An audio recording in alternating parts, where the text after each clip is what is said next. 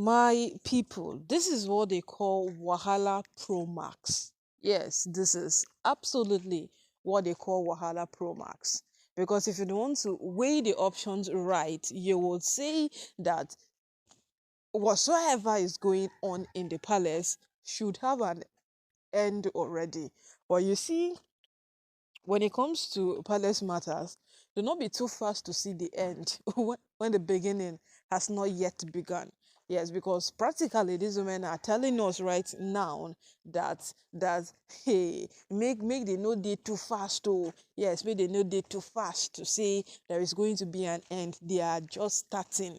So this one now seems like a joint force that these women are putting together to come at the Ooni, because Olori Peju, whom we know very well, that hardly talks because she, being a queen, is so satisfying for her, and absolutely she does not have an issue, has finally spoken.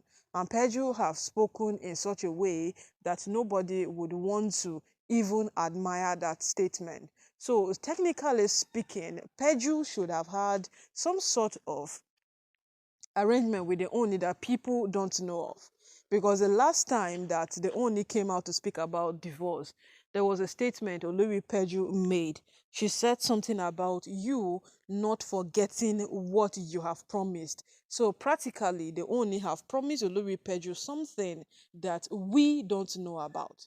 Yes, he have promised her something that we don't know about. And if we are going to speak about things that the only have promised people that we don't know about, we don't know what he has promised to Olori Naomi. We don't still know what he has promised to Olori Toby, that Toby behaves the way she behaves. So right now, no. Speaking from facts and speaking from the truth, Olori Peju is really, really banking on whatsoever it is that the only have promised her. Yes, she is really, really banking on it. And right now, she has come out to still tell him that when promises are forgotten, a lot of things go wrong. Some persons are saying this is a threat, but well, let's just call it a mere statement that Ooni's wife have come out to make. Because practically, these women are very, very good at threat. Every statement that comes out of their mouth is a threat. Every single word that comes out of their mouth comes out with an arrow that can hit you so hard into your chest. We know that. That is what they are capable of. That is what they are very, very good at. That is what we know them for. And as it is right now, you would not be surprised if Peju is actually threatening that if Ooni does otherwise, she will do something. Yes, we know that. Their Miriam did not threaten, but they did it. Yes. Look at when those times that Ooni went for Tedenikawo's birthday in Abuja. What was a threat? No threat. But what did she do? She vandalized a lot and a lot of things that were relevant in the palace. She made sure she destroyed down to a point where she left nothing, nothing that that could not touch the Oni, that yes, I touched something. She made sure she destroyed something that the Oni would feel it, that yes, someone has actually done something here. That was what she did. All the guards could not stop her. Nobody could stop her. It became so obvious that what Toby was so angry, and a lot went down. So, Miriam. So right now, no, my people, Peju coming out to threaten is not a new thing, because we know that these women, even if they don't threaten, they do a lot of horrible things. Yes, even if they don't threaten like this, they do so much. So right now that she's threatening, telling the Oni that, when promises are broken, a lot of things go wrong. We are likely to wait and see what she would do, because we are beginning to have a feeling that in the midst of what is happening now, a lot of promises will be broken. Yes, a lot and a lot of promises will be broken, because Ooni has come out of his seclusion period and he has not even given a statement to anybody. He has not said any single thing at all. Yes, since he came out of his seclusion period, Ooni has just been quiet for some days. He has been quiet. The only thing he did was to go to Akure to go see Olori Naomi, because he knew that Naomi would be at her church. And right now, Peju is already sending words which sounds like a threat already. So no matter how these things get, no matter how these things become, we are prone to say that these women know exactly what they are doing.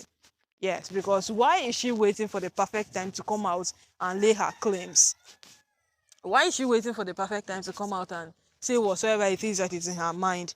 Because if you don't want to judge right, or if you want to weigh these options right, you will come to that point of realization that no matter how these things happen, no matter how you think these things happen, there is always an end to every single thing.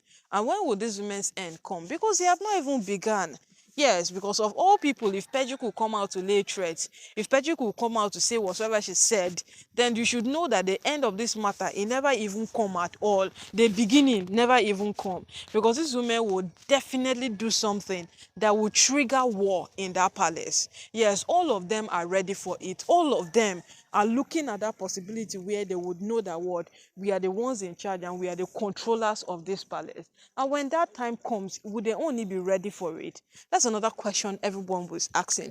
Would they only be ready for it? Because these women have been far ready for this part. They have been ready, ever ready for any single thing that will come, whether to scatter the palace, to build it, to destroy it. They are ready, ever ready for it. But is the only ready for whatsoever shenanigans his wives are putting up? Is the only ready for whatsoever thing that his wives are going to portray before him? Because as it is right now, the only himself has come to that point of saying that, okay, oh, I surrender to this woman. Let them do whatsoever it is that they want to do. Listen, there was a time in the palace that they only had no consent with this woman. They were practically living their lives and doing whatsoever it is that they wanted to do.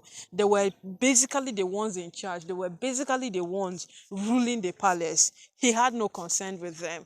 He was just making decisions for his people. He was making sure that his people are okay. He was making sure that every single thing goes well with his people. That is what the Ooni was doing in the palace. But why did he become concerned about his wives? Because they kept on exuding characters that did not make sense. They kept on doing things that did not add up.